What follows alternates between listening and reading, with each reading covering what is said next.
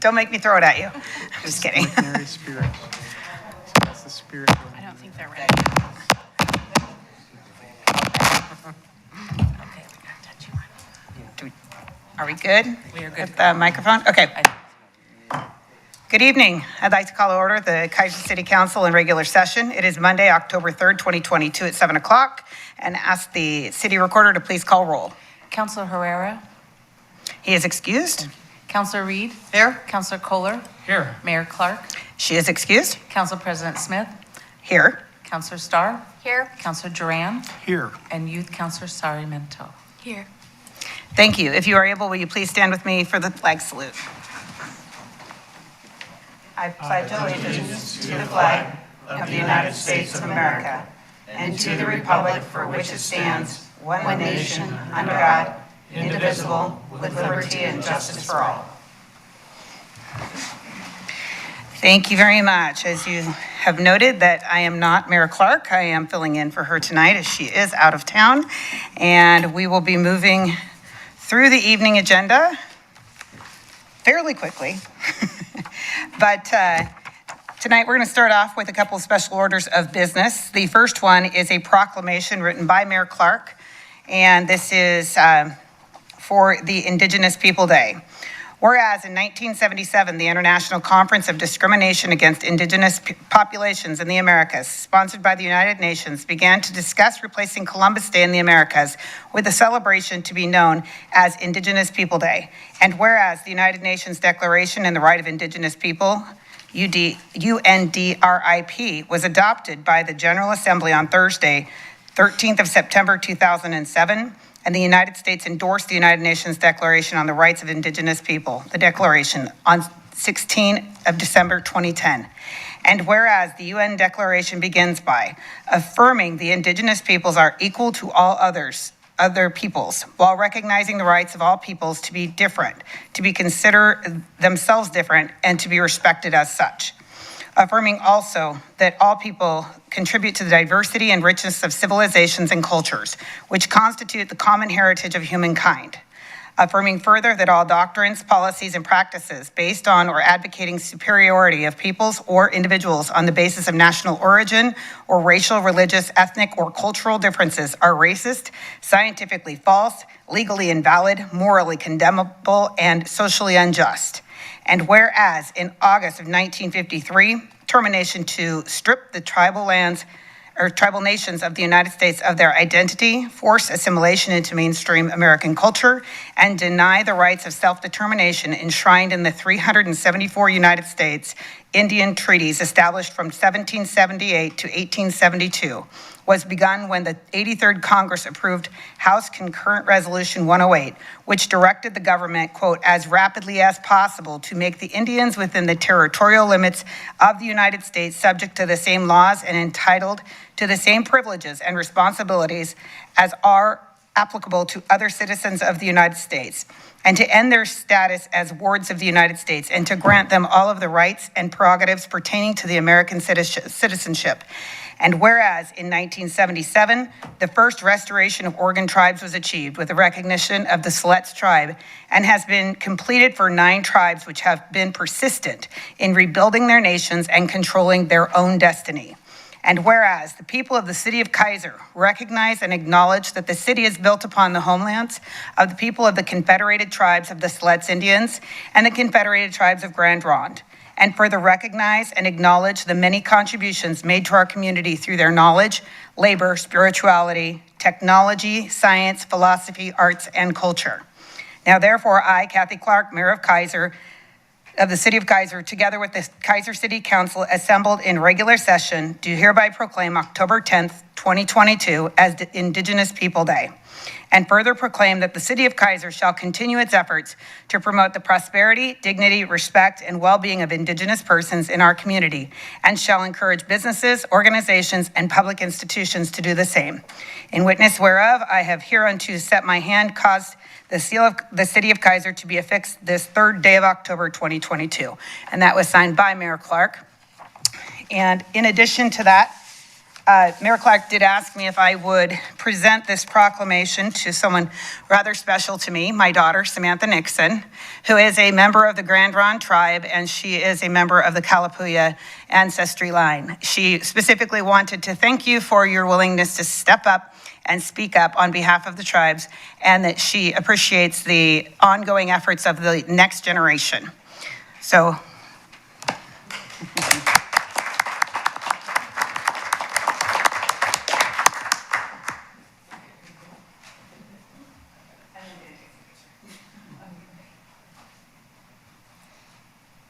All right, act like you like her. I mean, now that you're all married.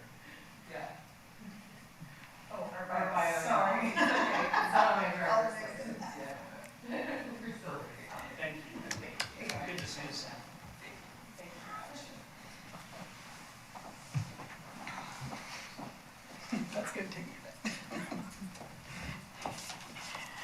she did point out to me that she got married 3 weeks ago and her last name is now Arbayo, so I apologize, it's Samantha Arbayo. You gotta give the mom a minute. I'll get there eventually. Okay, and then we also have a secondary proclamation, and this is the proclamation for the National Disability Employment Awareness Month, and it states this: whereas October of 2022 marks the 77th anniversary of National Disability Employment Awareness Month, and whereas the purpose of the National Disability Employment Awareness Month is to educate about disability employment issues and celebrate the significant and varied contributions of America's workers with disabilities, and whereas the history of the National Disability Employment Awareness Month traces back to 1945, when Congress enacted a law declaring the first week in October each year, quote, National Employ the Physically Handicapped Week, end quote. And whereas in 1962, the word physically was removed to acknowledge that not all disabilities are physical or visible and may be more inclusive of the employment needs and contributions of individuals with disabilities. And whereas in 1988, Congress expanded the week to a month and changed the name to National Disability Employment Awareness Month. And whereas workplaces welcoming of the talents of all people, including people with disabilities, through active efforts in recruiting, hiring, retention, and advancement, are a critical part of our efforts to build an inclusive community and a strong economy. And whereas activities during this month will reinforce the value of talent people with disabilities add to our workplaces and communities, and affirm Kaiser's commitment to an inclusive community that increases access and opportunities to all, including individuals with disabilities.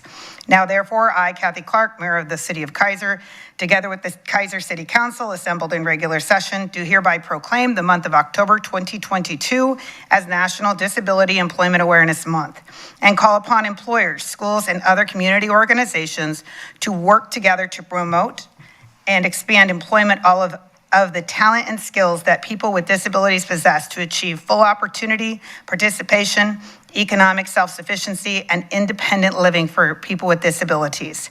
In witness whereof, I have hereunto set my hand and caused the seal of the City of Keizer to be herein affixed this 3rd day of October of 2022.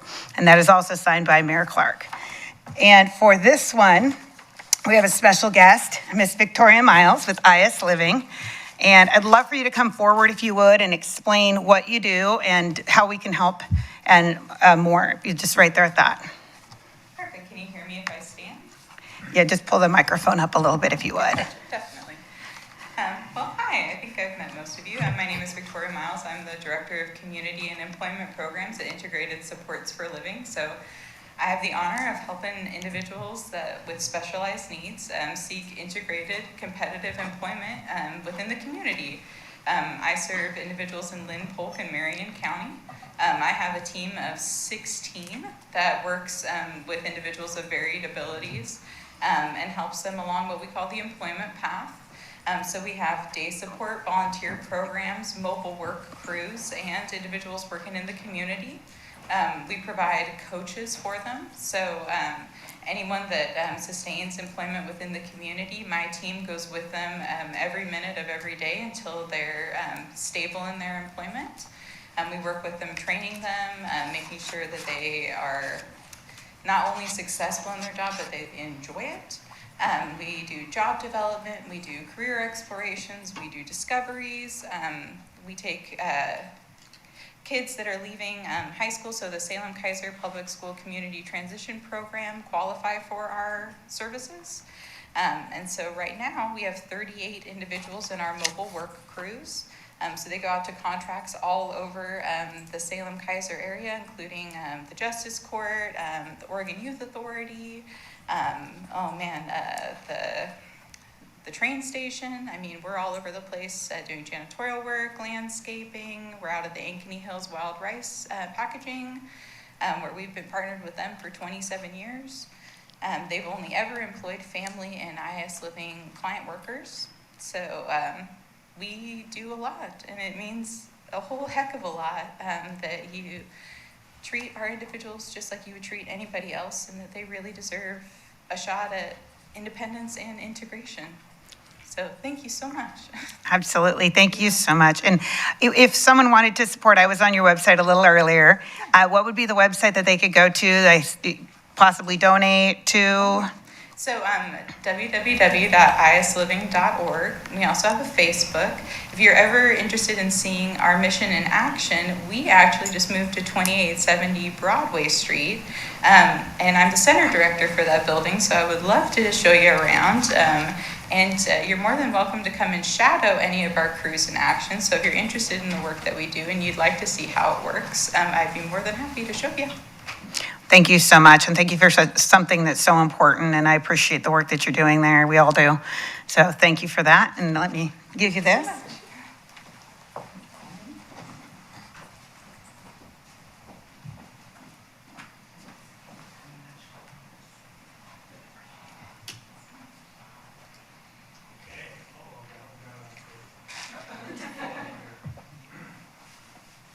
Okay, ready, set, smile. I like the haircut. Thank you so much. I appreciate it. Thank you very much.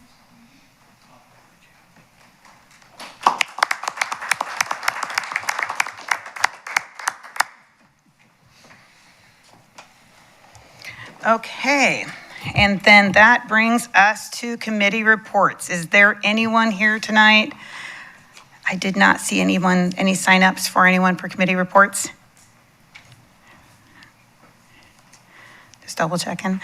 Okay, so there's a couple of items under the committee reports tonight.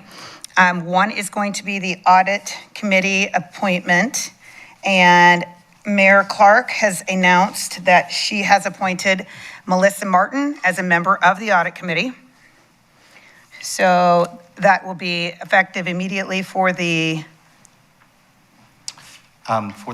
term, and I think it's set forth in her appointment, but I believe it's a 2-year term. Okay, and we don't need to have a motion on this one? Since No, it's that's an a mayor appointment? appointment, and she has made that appointment. Okay, so yes, and that has been communicated over to us. Okay. All right, and we do not have anyone signed up. Okay, and the next one is Counselor Reed, and I will hand this over to you. This is for the Community Diversity Engagement Committee, and we've had a resignation, and Counselor Reed, I will hand this over to you. All right. Thank you, Madam Mayor Pro Tem. All right, so I have received the resignation of Reverend Dr. R.W. Taylor, and he was sort of with this committee from the very inception, in that he came and joined us during our work session to kind of help us orient ourselves as to what we were looking at, and some things that we could accomplish. And he provided some very important perspective to the committee, and I would like to thank him profusely for his efforts and the perspective that he has shared with Kaiser and his diligent work with all that he is involved in, and wish him the best of luck in his future endeavors. I will be appointing Benita Picasso to fill the remainder of this term to November 30th of this year, 2022, and then she will also be appointed for the next term to November 30th of 2025 as well. So we'd like to welcome Ms. Picasso. I had a lovely visit with her, and I am convinced that she is what we need on that committee in terms of perspective and what she brings to the table, both professionally and personally, and we welcome her to that committee. Thank you very much. And yes, I second the thank you to Reverend Dr. R.W. Taylor. I was at the meeting originally when he showed up, and he was very insightful, and I do believe he brought quite a bit of information to us as we formatted this project and moved forward on it. So I want to personally also chime in my thank you and welcome our new appointee. So thank you very much.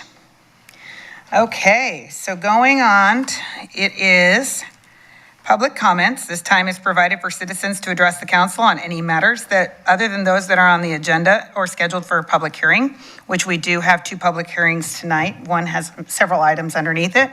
I do not have anyone signed up for public testimony. Is there anyone here? And I'm going to slow down and pause like Mayor Clark does, because I know I move a little fast, that has anything that they would like to testify on tonight? Going once, twice. Okay. Well then, we're just going to keep moving on down the line here. So up next, we do have public hearings, and I'm going to go ahead and open the public hearing. And I will hand this over. It looks like we've got City Manager. You want to take that? Yes, Madam Chair, the Finance Director will handle that, Mr. Wood. Okay. Madam Mayor Pro Tem. I know, right? Well, tonight I have a handful of budget adjustments. The majority of these are really just rolling over appropriations from fiscal year 21-22 to fiscal year 22-23. The primary reason is a lot of these projects just didn't get wrapped up in time to have the expenses line up in last year. So with that, I'll go ahead and walk through some of these adjustments and give you a little bit of the backstory to some of these. I do apologize for the volume of them. However, I do try to save them up. It does cost us a little bit of money to publish the public notice in Keizer time, so I like to be a little thrifty with our dollars. So anyway, the first adjustment is to recognize and appropriate $150,000 of additional revenue in the sewer fund. This is the result of the rate increase that will take effect January 1st, 2023. So again, this is a pass-through revenue. We collect it on behalf of the regional sewer system, and then we pass those funds along to the city of Salem. The second adjustment is to recognize and appropriate $125,000 and $375,000 of additional working capital in the water and stormwater fund. We had originally budgeted to buy a VATCon truck last year. That truck, due to supply delays, didn't get here until this year, so we're moving the appropriations from last year to this year. The third adjustment is to recognize and appropriate $450,000 of additional working capital in the water facility fund. That's to provide for appropriations for capital projects, primarily the Meadows pump station that we're adding on to. We'd originally thought that would wrap up last year, but again, it's rolling into this year. The next adjustment is a transfer from contingency $395,000 to personal services in the American Rescue Plan Act Fund. And this is to provide the appropriations for the accrued leave cash out. That was an option provided to employees at the last council meeting. And this is just to move the dollars into the appropriate bucket to account for that. The sixth adjustment is to recognize and appropriate $55,000 of additional working capital to provide for the purchase of police vehicles. Again, this is moving money from last year to this year. The final adjustment is to recognize and appropriate $180,000 of additional working capital in the Park Services Fund. This is for additional capital projects that we didn't get done during 21-22 that are moving into 22-23. Specifically, there's some ADA upgrades, some field work, lighting, and tree work throughout the park system. So with that, if there's any additional questions, I will go ahead and turn it over to you. You do have the option, if none of the councilors protest, you can approve all of these resolutions in one motion, or you can take them individually. That'll be up to you. And with that, is there any questions? Thank you very much, Mr. Wood. Do any of the council members have any questions, comments? It would be so much fun to do them individually, but I have no objection to doing it together. Are you guys all good with that, doing them all in one? Okay. And is there anyone here who would like to testify on behalf of this, have This is an open public hearing, so we do not have anyone signed up for this. And, all right, with that being said, and no, you sure no one wants to jump up and talk about moving money around?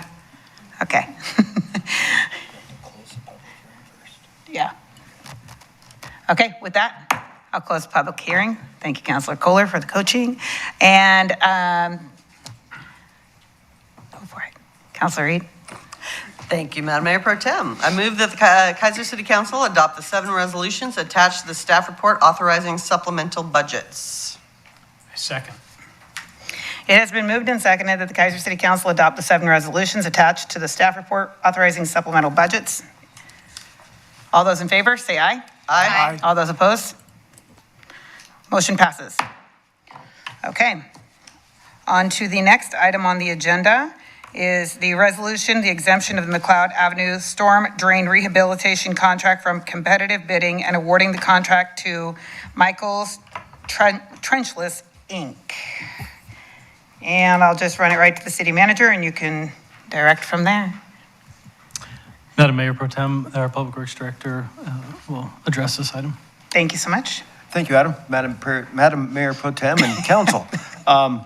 This project was identified during routine video inspection of the storm drain system. We found some cracking in a 36-inch concrete pipe. It actually runs between 2 houses, which would make it more difficult to replace. So we evaluated that and determined the best course of action was to put a liner inside the pipe. It's a structural liner. This kind of work is specialized work. Our purchasing ordinance requires us to obtain 3 bids for work like this. It's not impossible, but very, very, very difficult to get more than one price because there's only one local company that does this kind of work. There are some companies out of state we could try and get in, but we've not had much luck even being able to get a price from them. There are companies that do the same kind of work in large runs, like thousands of feet, in situ form. You may have seen trucks with that label on it. They do thousands and thousands of feet at a time. They're not interested in a 100-foot section of pipe. And so because of that, we are asking for an exemption to the purchasing requirements so we can award this contract to Michael's Trenchless. They've done work for us before. We've gone through this process before. They performed very well. They've changed their name from Michael's Pipe to Michael's Trenchless. I think it was Michael's Pipe since the last time we did some work for them. But from all that, as we've done this before, we think this is the best bang for the buck and the best way to get this pipe corrected and add its life. So staff recommends the council open the public hearing, take testimony. If there are no objections or questions, council should close the hearing and adopt the attached resolution exempting the McLeod Avenue Storm Drain Rehabilitation Contract from the competitive bidding and authorize the city manager to enter into a contract with Michael's Trenchless Incorporated in the amount of $53,880. And with that, I'd be happy to answer any questions. Thank you very much. Now I'm going to open it. So I'm going to open the public hearing. And now the council, do you have a question? Anybody have any questions? Councilor Reed? Thank you, Madam Mayor Pro Tem. I guess I'm just curious about this fix as, I'm going to say, a Band-Aid effort. Is this lining of the pipes going to give it as much of a life as it would otherwise? Or I get that this is highly specialized work and there's not a whole lot of options, but would replacing the pipe for it, what were some of the other options that were The considered? only other option would be to replace the pipe. 36-inch pipe, concrete pipe, can be replaced and put in place of the existing pipe. There is a risk if we do that pipe cracks in the future. This process actually makes it better and stronger because it adds structural integrity to the pipe, basically fixes the cracks or supports the pipe in a manner that the cracks don't matter anymore, and it is a permanent lifetime fix. Okay, thank you. Mm-hmm. Thank you. Okay, I do not have anyone signed up for public hearing on this, any public testimony. Is there anyone in the audience that would be interested in having, come on up. Please tell us your name and city of residence. Whatever you're comfortable with. I'll sit down. Okay. My name is Susan Lilac, and I live in Kaiser. And mostly it's just, I'm curious. Is this an unusual thing to have happen to the pipes, that they crack like that? Or? It is a little unusual for this pipe to have cracked because it's only about 20 years old. I don't mean this pipe, I mean any. For concrete pipe, it's not unusual for cracking of concrete pipe. So my curiosity is, if it's not unusual, then what do other cities do? Do they have another vendor, or do they use this same guy? I believe the ones that I've talked to, they use the same company. I have seen other projects in Salem that were many more feet involved, and a company like Insituform did those because there's enough footage involved that they were interested in it. They would give a quote for it. Okay. So this company goes up and down the valley, all over Oregon? I believe they primarily work between Portland and Eugene. I don't think they do a lot of work south of Eugene. Okay. And I'm not sure they're licensed to do work in Washington at this point. They might be, I'm just not positive about that. Okay. I was just curious. Yeah. Thank you. Thank you so much. Good questions. Okay, anybody else? All right, with that, I'll go ahead and close the public meeting. And Councilor Reed. Thank you, Madam Mayor Pro Tem. I move that the Kaiser City Council adopt Resolution R 2022, exemption of the McLeod Avenue Storm Drain Rehabilitation Contract from competitive bidding and awarding contract to Michael's Trenchless, Inc. Second. It has been moved and seconded that the Kaiser City Council adopt Resolution R 2022, exemption of McLeod Avenue Storm Drain Rehabilitation Contract from competitive bidding and awarding the contract to Michael's Trenchless, Inc. All those in favor, please say aye. Aye. All those opposed? Motion passes unanimously. Okay, and that is the end of our public hearings for the evening, which takes us on to our administrative actions. And the first one is an ordinance relating to the regulation of fireworks within the city of Kaiser. And who will be taking this one tonight? Mr. Johnson, Councilor Johnson. Thank you, Madam Mayor Pro Tem and Council. This matter's been before Council a couple of times. We had a work session earlier in the summer, and then we had a public hearing on September 6th on the regulation of fireworks. And at the last meeting on this, after the public hearing on September 6th, Council directed us to prepare an ordinance, and it has 3 or maybe 4 main parts, so I'll go over that for the benefit of the audience. The council's direction was to prohibit fireworks in 3 or 4 different fashions. 1, it prohibits the sale, possession, use, exploding, using of any type of illegal fireworks. And those are the fireworks that you would see blown off, like the M80s, the mortars, that sort of thing. All the things you can't buy at a fireworks tent in Oregon. Those illegal fireworks would be prohibited at all times. The second part is dealing with the sale, and this is incorrect in here. I see how I wrote the staff report. Originally, the direction was to prohibit the sale, possession, use of all fireworks during a red flag warning. That's a fire warning. However, after discussion on the September 6th, the council deleted the prohibition about sale or possession. The concept was, because the red flag warning could come pretty quickly or suddenly, trying to regulate the sale of legal fireworks at a fireworks tent would be difficult to do and unfair. But during a red flag warning, the use of any fireworks, the exploding or use of any fireworks would be prohibited. The third part has to do with the use of any kind of fireworks, legal or illegal, at certain times. And the council directed, and the ordinance states that it prohibits the use of any type of fireworks after 10 p.m. This was not discussed at the council meeting, but I had to put an end time on it. So I said from 10 p.m. until 10 a.m. the next day.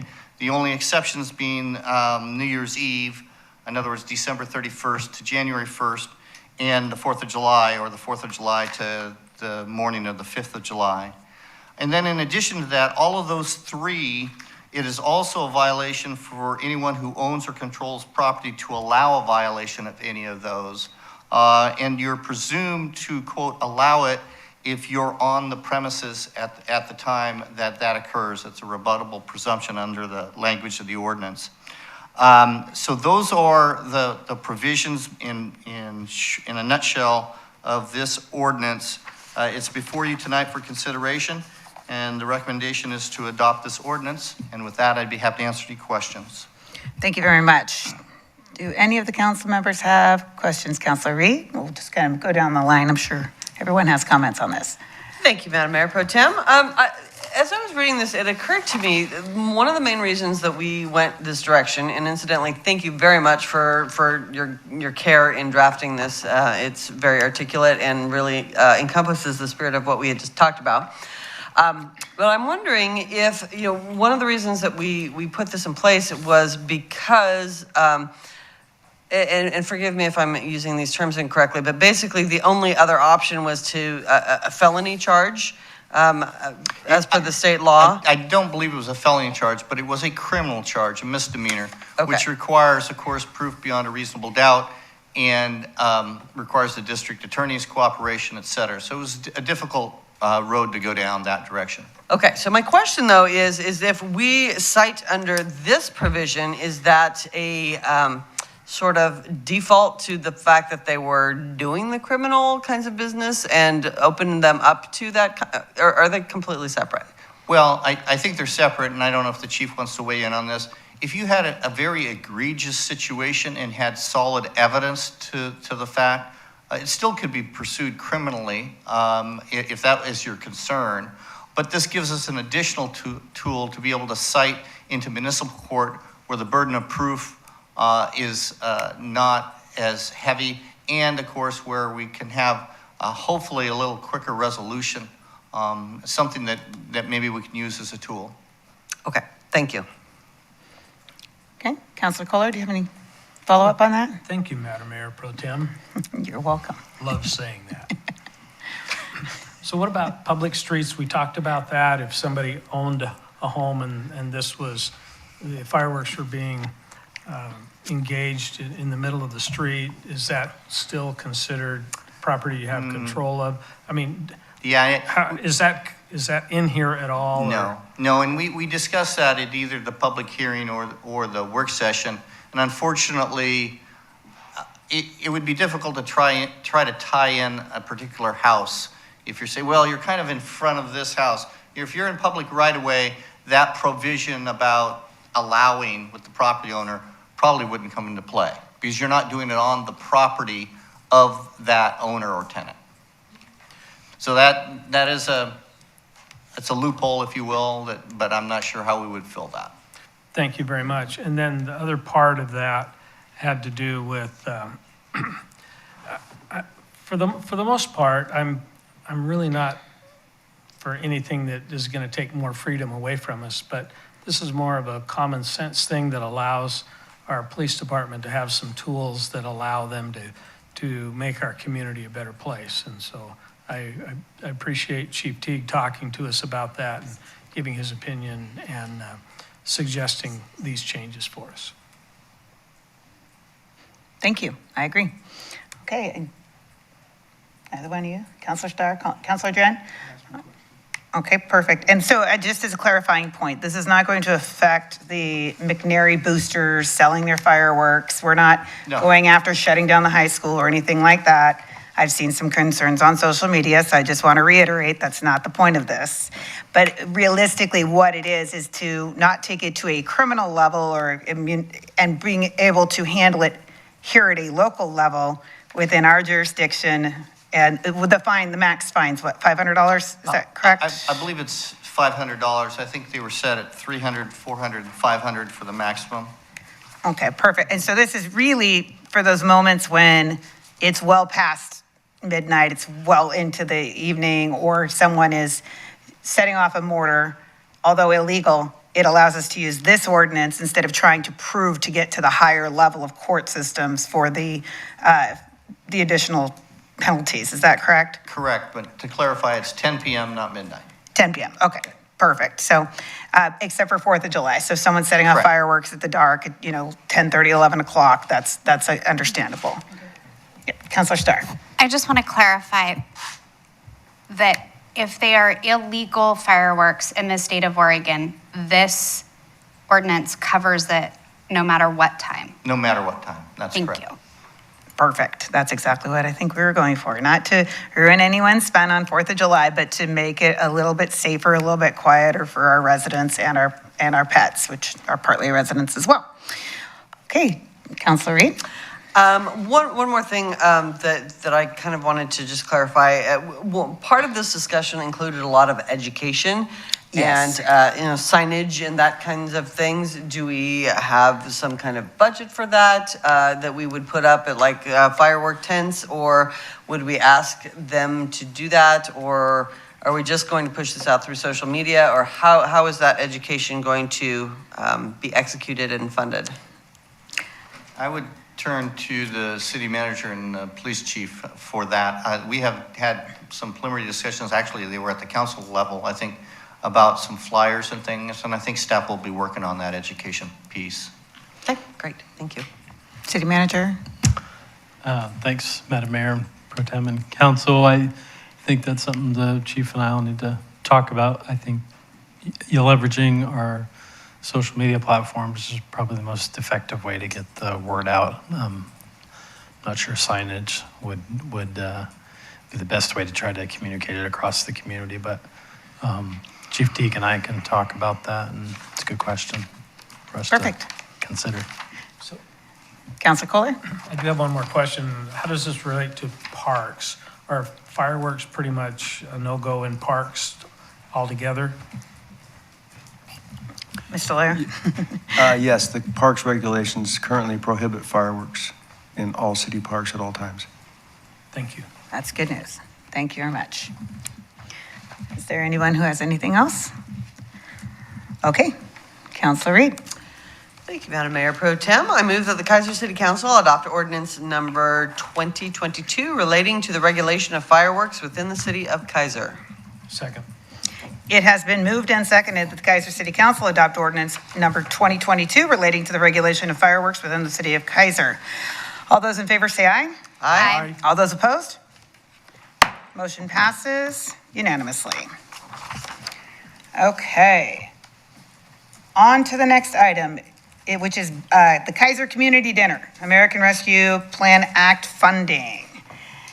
This one looks as though it's going to Mr. Wood. Hey, I figured out where to find it.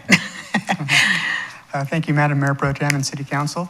At the last council meeting, there was some discussion about providing some ARPA funding to support the Kaiser Community Dinner. And for the folks that don't know, that's a free dinner that happens once a month. It is housed at St. Edward Catholic Church. And I was corrected that it's not St. Edward's, it is St. Edward. Just for the record. We're looking at $7,500. We do have available appropriations, so we don't need a budget adjustment to make this happen. Again, going back to the dinner, it's hosted by St. Edward Church. It's staffed by various service groups, primarily churches at this point. However, the dinner is non-denominational and open to anyone in the public who would like to go. It occurs on the fourth Wednesday of every month. And I would encourage anyone out there to go and have a great time and meet your neighbors. With that, again, the request for $7,500, and that would cover the dinners for the rest of this year and for 2023. Historically, this dinner had been funded by donations from folks who showed up and from other groups as well. However, with the pandemic, a lot of the donations did kind of dry up a little bit. So the intent is this would be a little bit of starter money to get the dinners flowing. And with that, if there's any additional questions, I'd be free to address those. Thank you. Thank you very much. Any questions, comments? All right, Mr. Kohler, Councilor Kohler. Thank you, Madam Mayor Pro Tem. I've been involved in Kaiser Community Dinner probably pretty actively for the last 7 years or so. And it was very difficult during COVID to figure out how we can do that. The whole purpose of the dinner is for our community to get together and get to know our neighbors. There was some talk at one point, well, we need to do this and do a takeout meal because there's some people that can't afford to eat or whatever it might be. And in our discussions, we had really determined that we needed to get back to what our focus was, and that was to have our community come together, not to be a soup kitchen. And so we suspended the dinners for a time until we could actually meet together again. And there was some funding that we had that, you're right, did dry up. And some of the big concerns we had were our Thanksgiving dinner, where often we feed up to 600 people. And that's an expensive dinner for us to put on. And so that's $1,500 compared to the others that are usually between $400 and $500. So this funding really comes at a great time for us to be able to move forward, and we thank you for your consideration. Thank you very much. All right, with that being said, Councilor Reed. I guess I just, thank you, Madam Mayor Pro Tem. I want to just point out the math, which is always a dangerous thing when I point out math. But the fact that we are able to do a Thanksgiving dinner for 600 people for $1,500 is pretty amazing. And that speaks to both, the volunteers like Phil, who was recognized last council meeting as Volunteer of the Quarter, and just all the volunteers involved and their ability to feed so many with so little, even at $1,500. So. Thank you very much. And as somebody who just went through a wedding, I can definitely tell you that that is a very cheap cost. There are absolutely times it's kind of a loaves and fishes situation. And we are very humbled by the generosity of some people and how that works. And we appreciate all that needs to happen to make this dinner happen. And but as a follow-up to that, Councilor Kohler, if someone wanted to donate to the Kaiser Community Dinner, how would they go about doing that? You need to talk to Bonnie, who is at St. Edward Catholic Church. Perfect. So for anybody watching at home that is interested in that, I would recommend, I know they have a Facebook page too, and they post their pictures and things on it. It's a very... I'm one of the administrators of that page. It's pretty scary. You don't have to go there, but you can. All right, excellent. Councilor Reed. Thank you, Madam Mayor Pro Tem. I move the Kaiser City Council authorize the city manager to enter into an agreement with St. Edward Catholic Church to provide financial support from the ARPA fund for the Kaiser Community Dinner. Second. Okay, it has been moved and seconded that the Kaiser City Council authorize the city manager to enter into an agreement with St. Edward Catholic Church to provide financial support from the ARPA fund for the Kaiser Community Dinner. All those in favor? Aye. Aye. All those opposed? Okay, motion passes unanimously. Okay, that takes us to the consent calendar. Councilor Reed, would you read the items on the consent calendar for tonight? Thank you, Madam Mayor Pro Tem. There are 5 items on the consent calendar this evening.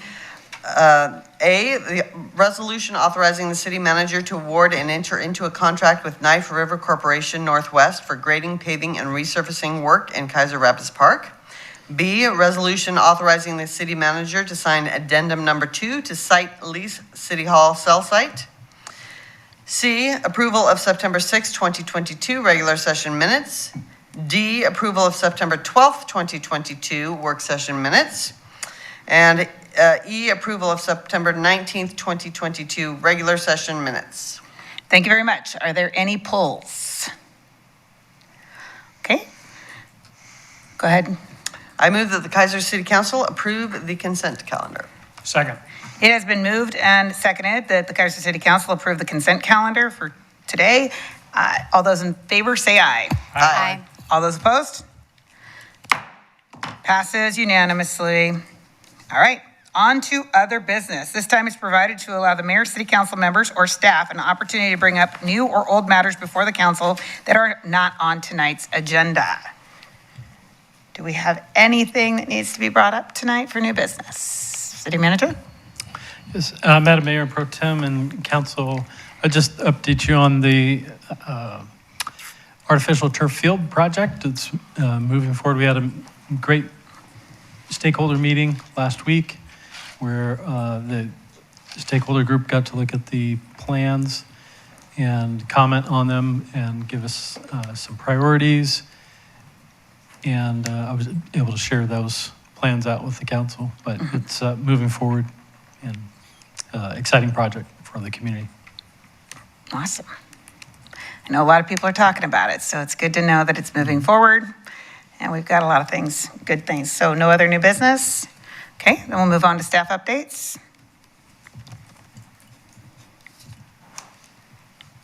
I have nothing to add. Thank you. Thank you, Madam Mayor Pro Tem Council. Just one thing real quick. There's a construction project on Windsor Island Road. It's a deep sanitary sewer project being done by a developer. It has delayed traffic. The contractor built a shoe fly, we call it, around the work site to keep traffic moving. However, they're getting real close to the north end of the project, the north end of the property that they're developing. And so that is not going to be an option again anymore. So there will be some delays in traffic out there. We've encouraged the contractor to keep the traffic moving as best they can. And of course, emergency services, they'll stop all activities to get those through if necessary. But just be aware, probably for at least the next couple days, hopefully before the end of the week, they'll be done and out of there. Once they get the pipe installed, they'll temporarily patch the roadway, then come back and have to finish the repair of the roadway. So when they get to that point, which I would expect will be a few weeks from now, there'll be some more delays while they're doing the paving work. But just patience, they're almost done. Again, it's a deep sewer. They're doing the best they can to get through there as quick as they can, so. Thank you very much, and thank you for texting me back this weekend. I know a couple of us have had questions regarding that, so I appreciate you updating us. Mr. Johnson? Nothing tonight, thank you. Thank you very much. Okay, that moves us on to council member reports. I gotten everything else? I'm just checking them off on the checklist, make sure I hit it. All right, let's start off with Councilor Duran. Didn't have much in the last couple weeks, but I did attend a meeting with the city staff about the Kaiser Fest that was very informative, and it kind of got everybody to talk about how things went and what we expect in the future. And I really appreciated the staff's time on that. So it was good to be able to talk about what worked, and it seemed like pretty much everything did work. So it was nice to see that everything that had gone on went well, and the expectations of being able to be at Keizer Rapids Park next year is exciting. So that was pretty much all I had in the last couple weeks. Awesome, thank you very much. And I think it was a win. Everybody was seeming to have enjoyed it being down there. So I love hearing that they're going to keep working on it. Councilor Starr. Thank you, Madam Mayor Pro Tem. Just think you can't say this forever. It's kind of cool. Nothing much to report on my end. Looking forward to the League of Oregon Cities Conference, leaving tomorrow evening through Friday, and attended the Kaiser Community Dinner last Wednesday. And last but not least, a happy birthday to my lovely mother in Pendleton. She is 70 years young today. Oh, happy birthday, Mom. Thank you. All right, Councilor Kohler. Thank you, Madam Mayor Pro Tem. Has been kind of a busy couple of weeks in some ways, in other ways not so bad. So I attended, on the 22nd, I attended Commissioner's Luncheon in Mount Angel. Had a lot of talk about Oktoberfest. 30% higher attendance than their record year of 7 years ago. There were a lot of vendors that ran out of food. And there was a discussion about the law enforcement and security. They had gypsy jokers for some of the security, which caused some interesting challenges. But fun discussion, always fun to go to the Commissioner's Luncheon or breakfast, depending on what time of day they do that. I attended Food for Thought on the 28th, and also on the 28th was the Kaiser Community Dinner. We served about 200 dinners to people. A very good group. It was a lot of fun. Sloppy Joe's was good. So anyway, the 928 also was the Kaiser Community Neighborhood Association.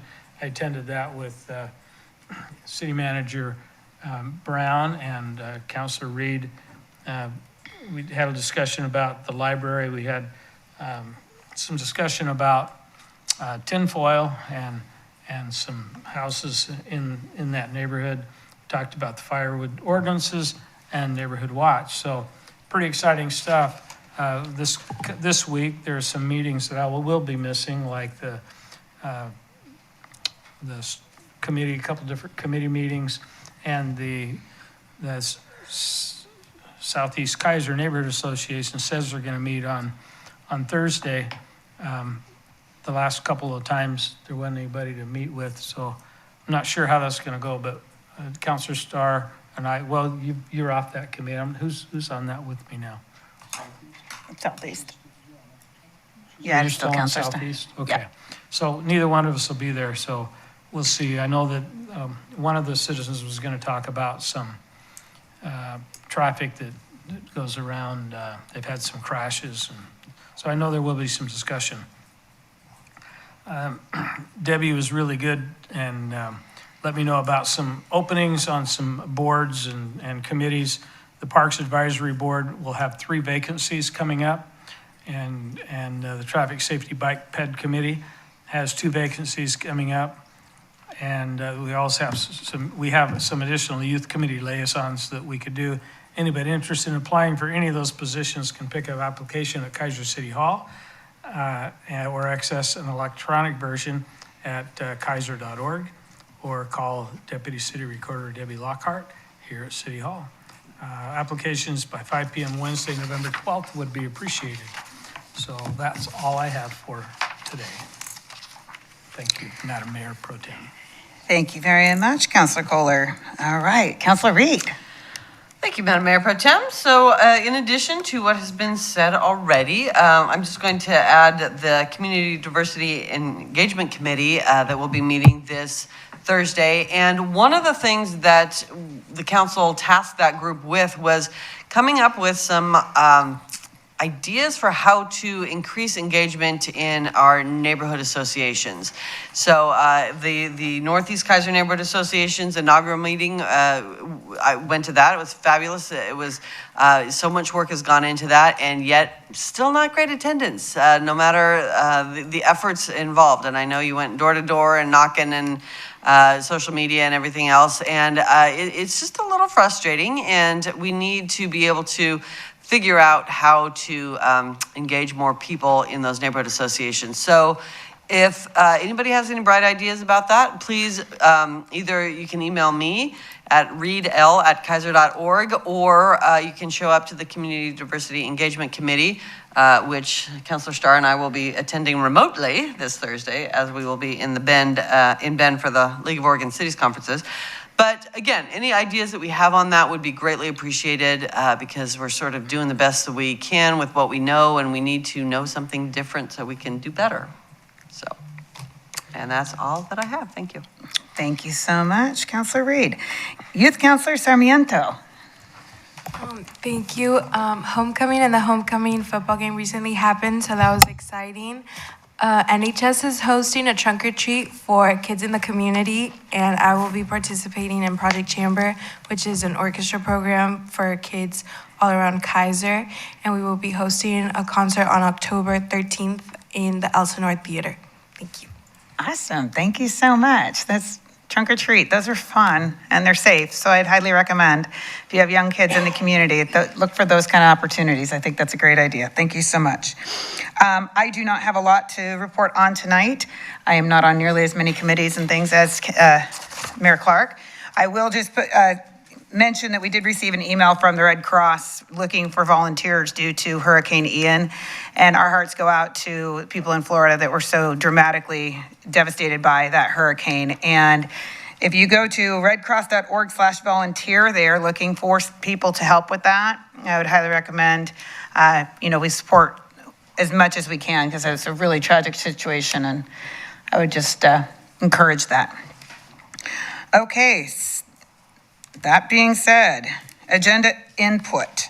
October 10th at 6 o'clock is the City Council work session, and Marion County Health Presentation Mobile Crisis Unit will be coming.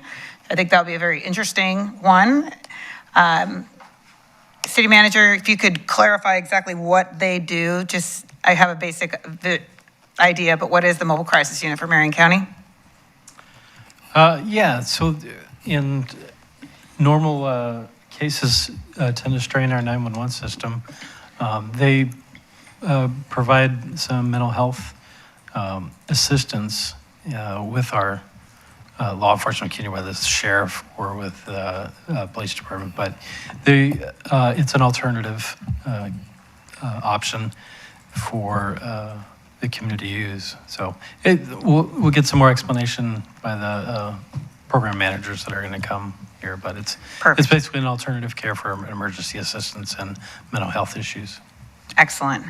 Very important. I know that that's becoming more and more of an issue in many, many communities. So anytime that we can learn about that and know what resources are available for our community, the better off we're going to be. October 17th at 7 o'clock, we will meet again in regular session. November 7th, City Council regular session as well. Does anyone have anything else for the good of the order? Yes, Councilor Kohler. Thank you, Mayor. I got the chief making sure I don't ignore him. October 17th, I will be out of town. I have a date. Well, good deal. Okay, we'll make note of that. So you will not be available for the regular session. Would you let Mayor Clark know that, please? Thank you. Okay. Are we good? All right, then we are adjourned at 7.